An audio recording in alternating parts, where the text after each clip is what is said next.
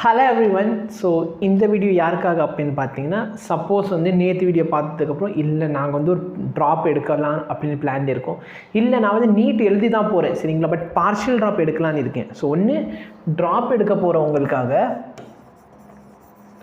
இல்லைன்னா partial drop எடுக்கிறவங்களுக்காக சரிங்களா. இந்த மாதிரி ஸ்டூடெண்ட்ஸ்க்காக தான் இந்த வீடியோ போட்டுக்கிட்டு இருக்கேன். சார் நான் ட்ராப் எடுக்கிறதா இல்லையா அப்படின்னா அதுக்காக நான் முன்னாடி ஒரு வீடியோ போட்டிருக்கேன். அதில் சொன்னதுன்னா ஷார்ட்டாக சொல்லணும் அப்படின்னா, சப்போஸ் வந்து உங்களுக்கு வந்து சரிங்களா நல்ல ஒரு கவர்மெண்ட் காலேஜ் சீட் கிடைக்குதுன்னு தயவுசெய்து போயிடுங்க. இல்லை சார் எனக்கு வந்து மெடிக்கல் தான் படிக்கணும்னு ஆசை, என்னால் இந்த ப்ரைவேட் காலேஜில் வந்து அஃபோர்ட் பண்ண முடியாது, என்னால் வெளியில் நாட்டில் போய் படிக்க முடியாது அப்படின்னா நீங்கள் வந்து ட்ராப் எடுக்கணும் சரிங்களா. மெடிக்கலில் தான் நான் இருக்க போகிறேன், எனக்கு வந்து இதுதான் வேணும் அப்படிங்கிறோம் ட்ராப் எடுங்க. சார் நான் வந்து லாஸ்ட் இயர் பண்ண அதே மிஸ்டேக்கை கண்டினியூ பண்ண போகிறேன்னா ரொம்ப சீரியஸாலாம் இல்லை, சும்மா எழுதி பார்க்கலான்னு இருக்கேன்னு தயவுசெய்து ட்ராப் எடுக்காதீங்க. இந்த வீடியோ இங்கே விட்டுட்டு போயிடுங்க. இன்னும் நான் கன்ஃபியூஸ்டாக தான் சார் இருக்கேன், ட்ராப் எடுக்கலாமா இல்லை பார்ஷியல் ட்ராப் எடுக்கலாமா அப்படின்ட்டு. ஸோ அவங்க வந்து இந்த வீடியோ தயவுசெய்து பார்க்கலாம்.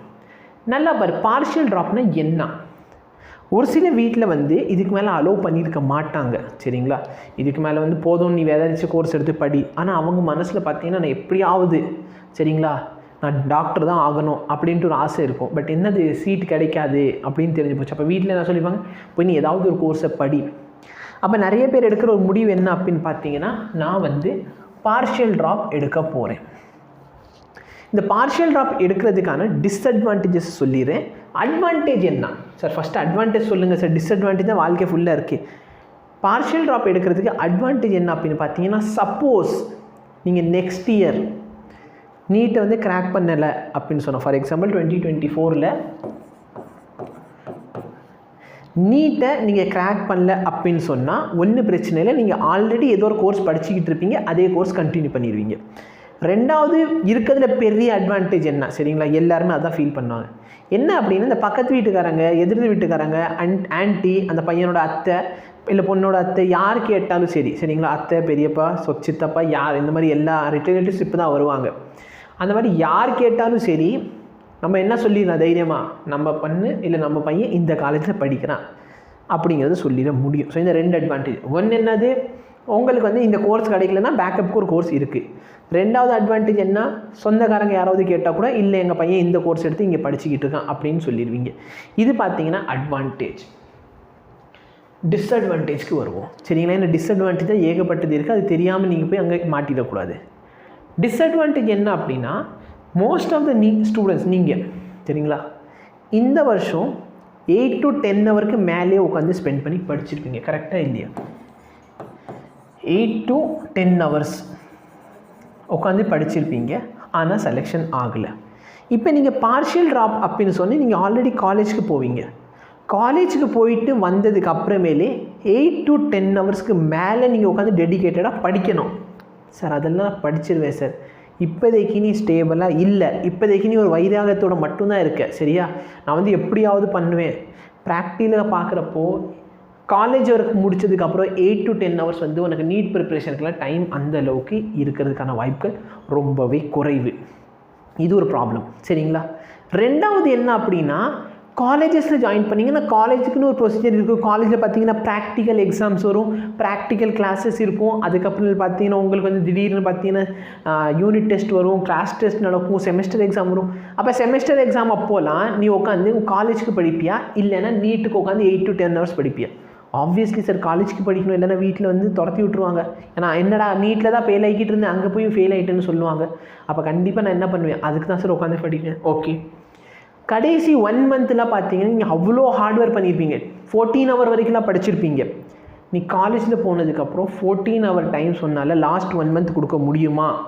எப்படி முடியும்? முடியவே முடியாது. காலேஜ் போவியே இல்லை வீட்டில் உட்காந்துருப்பியா? 1 மந்தில் லீவ் கேட்க முடியுமா?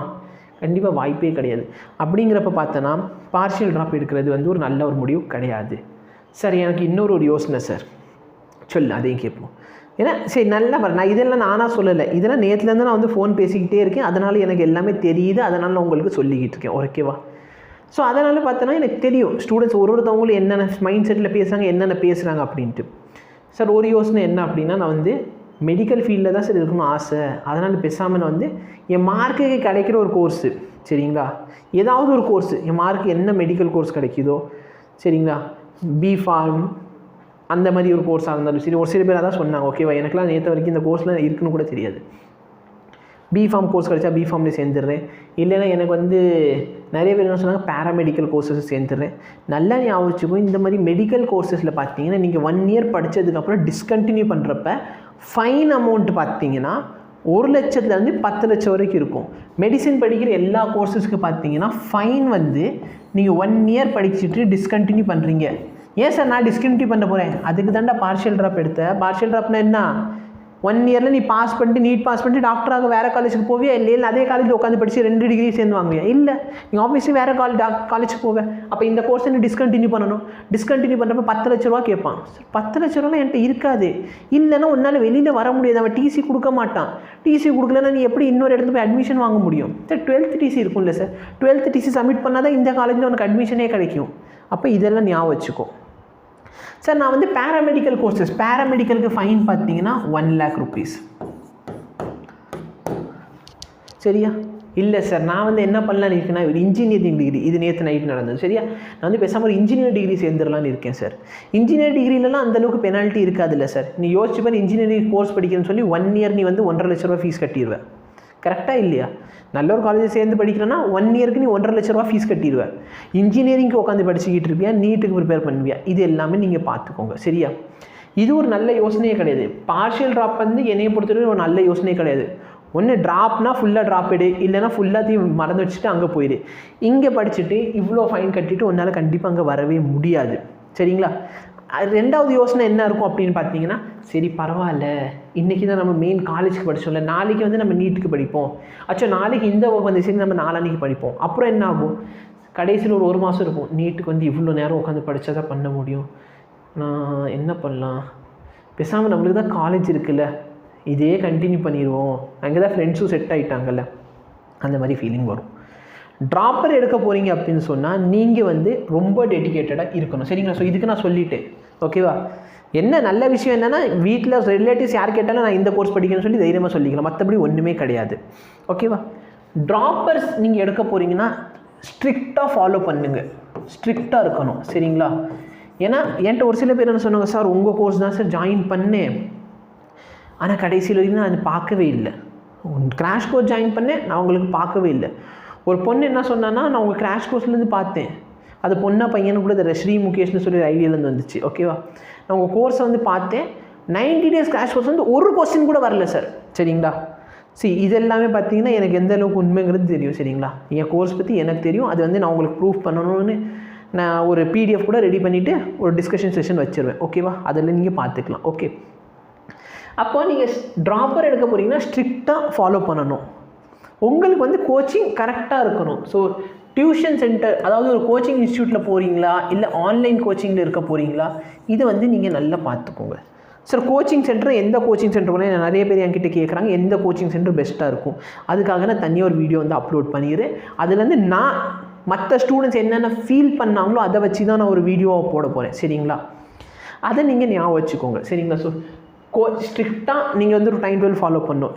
நீங்கள் வந்து நோ மேட்டர் வாட், சரிங்களா, லாஸ்ட் டைம் பண்ண எந்த மிஸ்டேக்கும் இந்த டைம் ரிப்பீட் பண்ணக்கூடாது. நான் என்ன சார் மிஸ்டேக் பண்ணேன்? நான் உட்காந்து நல்லா படித்தேன் சார், நல்லா பாரு, ப்ராப்பராக ரிவிஷன் பண்ணியிருக்க மாட்டேன், நான் சொன்ன PYQ எல்லாமே ஃபாலோ பண்ணியிருக்க மாட்டேன், நான் சொன்ன அந்த 40 டாபிக்ஸ் படிச்சிருக்க மாட்டேன், நான் சொன்ன அந்த டெஸ்ட்டு கொடுத்துருக்க மாட்டேன், நான் சொன்ன ஃபுல் டெஸ்ட் கொடுத்துருக்க மாட்டேன்.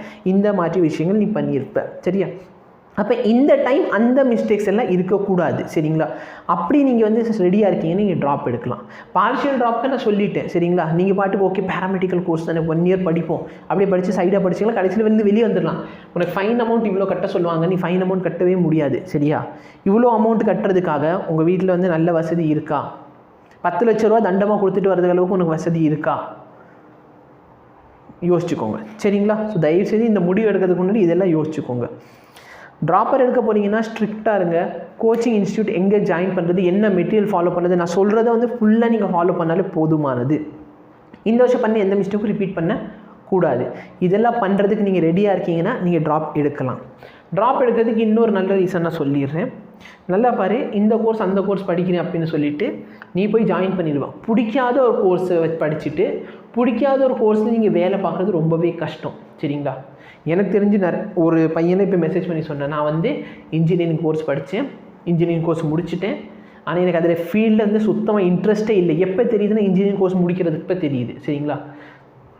அதுக்கப்புறம் பார்த்தீங்கன்னா நான் இப்போ உட்காந்து நீட்டுக்கு ப்ரிப்பேர் பண்ணுறேன். நீ யோசிச்சு பார்த்துக்கோ, அவங்க பார்த்தீங்கன்னா 4 இயர்ஸ் இன்ஜினியரிங் படித்ததுக்கு அப்புறமேலே இப்போ இன்ஜினியரிங் வேண்டாம் அப்படின்னு சொல்லிட்டு எம்பிபிஎஸ்க்கு ப்ரிப்பேர் பண்ண வராங்க. சரிங்களா? ஏன்னா அவங்களோட எய்ம் என்ன அப்படின்னு அவங்களுக்கு தெரியுது. நீ வந்து இப்போலேருந்தே உனக்கு எய்மில் டிட்டர்மைன் ஆனது உனக்கு பிரச்சனையே கிடையாது. ஓகேவா? சார் எனக்கு வந்து 1 இயர் ட்ராப்பு, 12th முடிச்சிருக்கேன் சார், எனக்கு வந்து இவ்வளோ மார்க் வருது. 12th முடித்தவங்க ஹானஸ்ட்டாக யோசி, நீ வந்து உன் பெஸ்ட்டு கொடுத்தியா இல்லையான்ட்டு. கண்டிப்பாக நீங்கள் கொடுத்துருக்கிறதுக்கான வாய்ப்புகள் கம்மியாக தான் இருக்கும். ஏன்னா உங்களுக்கு டைம் ரொம்ப குறைவாக தான் இருந்துச்சு. சரிங்களா? அந்த மாதிரி இருக்கவங்க தாராளமாக ட்ராப் எடுக்கலாம். சார் நான் 1 இயர் ட்ராப் ஆல்ரெடி எடுத்துட்டேன் சார், நான் என்ன சார் பண்ணுறது? யோசிச்சு பாரு, என்ன மிஸ்டேக்ஸ்னால உனக்கு இந்த வருஷம் சீட் கிடைக்கல, இதை நீ யோசிக்கணும். சரி, நீ என்ன மிஸ்டேக் பண்ணனால உனக்கு இந்த வருஷம் சீட் கிடைக்கல, அந்த மிஸ்டேக்கை உன்னால் ரெக்டிஃபை பண்ண முடியுமா? 1 இயர் இன்னும் ட்ராப் எடுத்தால் யூஸ்ஃபுல்லாக இருக்குமா? சரிங்களா? ஒரு சில ஃபேமிலி சுச்சுவேஷன் பார்த்தீங்கன்னா சீக்கிரமாக ஏதாச்சும் ஒரு இடத்து படிக்க போயிட்டோன்னா சீக்கிரமாக ஒரு வேலை கிடச்சிடும் அப்படின்னு எதிர்பார்ப்பில் நீ சேர்த்துருவாங்க. பட் நீ யோசிச்சு பாரு, சப்போஸ் அந்த டிகிரி முடித்ததுக்கப்புறமேலே உனக்கு வந்து வேலை கிடைக்கலன்னா அதுக்கப்புறம் 2-3 வருஷம் நீ உட்காந்து படிக்க தானே போகிற. அதுக்கு வந்து இப்போயே உட்காந்து எக்ஸ்ட்ரா 1 இயர் படிச்சிரு, உனக்கு பிடிச்ச வேலையும் கிடைக்கும், சம்பளமும் நல்லா கிடைக்கும்.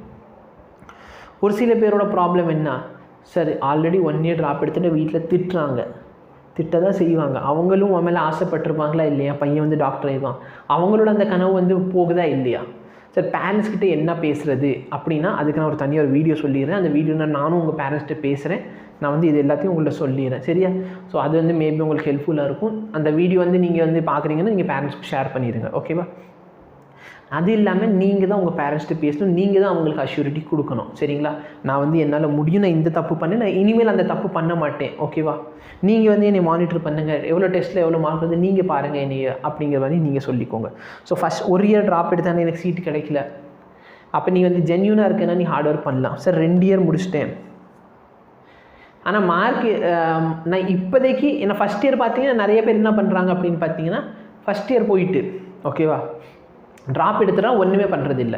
செகண்ட் இயர் ட்ராப் எடுத்ததுக்கப்புறம் கடைசியில் பார்த்தீங்கன்னா ஏதாச்சும் இன்ஸ்டியூட்டில் போய் சேர்றா அப்பயே பண்ணுறதில்ல. அப்போ நீ 3rd இயர் ட்ராப் எடுக்கலாமா அப்படின்னு கேட்டேன்னா நீ வந்து ஹார்ட் ஒர்க் பண்ணுறதுக்கு ரெடியாக இருந்தால் நான் இது எல்லாத்தையும் ஃபாலோ பண்ணுவேன் அப்படின்னா நீ ட்ராப் எடு, இல்லைன்னா தயவுசெய்து எடுக்காது. சார் நான் ஆல்ரெடி 3 இயர் ட்ராப் எடுத்துட்டேன் சார், 12th முடிச்சதுக்கு நான் 3 இயர் ட்ராப் எடுத்துட்டேன் சார், நான் வந்து என்ன பண்ணுறது? நல்லா பாரு, 3 தடவை உனக்கு வாய்ப்பு இருந்துருந்துச்சு, கரெக்டாக இல்லையா? நீ 3 வாய்ப்பை வந்து ஃபாலோ பண்ணியா, நீ 3 வாய்ப்பை யூட்டிலைஸ் பண்ணியா, என்ன தான் தப்பு பண்ண அதை வந்து நீ ஜென்யூனாக உங்கள் பேரண்ட்ஸ்ட்டு பேசி தான் ஆகணும். சரியா? அதுக்கு மேலே அவங்க சொல்கிறதான் முடிவு.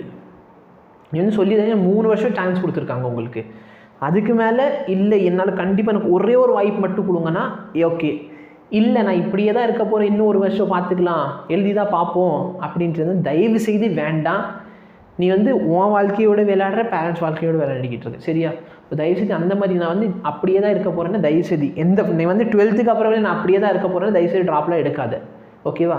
இல்லைனா நீங்கள் ட்ராப் தாராளமாக எடுக்கலாம். 12th முடித்தவங்களும் தாராளமாக ட்ராப் எடுத்துக்கலாம். 1 இயர் ட்ராப் எடுத்தவங்களும் பண்ண மிஸ்டேக் ரெக்டிஃபை பண்ணுறதுக்கு ரெடினா ட்ராப் எடுத்துக்கோங்க. 1 இயரும் 2 இயரும் 3 இயர் வந்து யோசிங்க. சரிங்களா?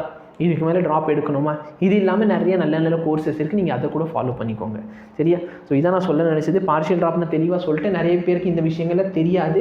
இப்போ இதில் போய் சிக்கி மாட்டிக்காதீங்க. சரியா? இவ்வளோ பெனால்ட்டி கட்டணும், அப்புறம் வெளியிலே வர முடியாது, லைஃப் ஃபுல்லாக அதிலே முடிஞ்சு போயிடும்.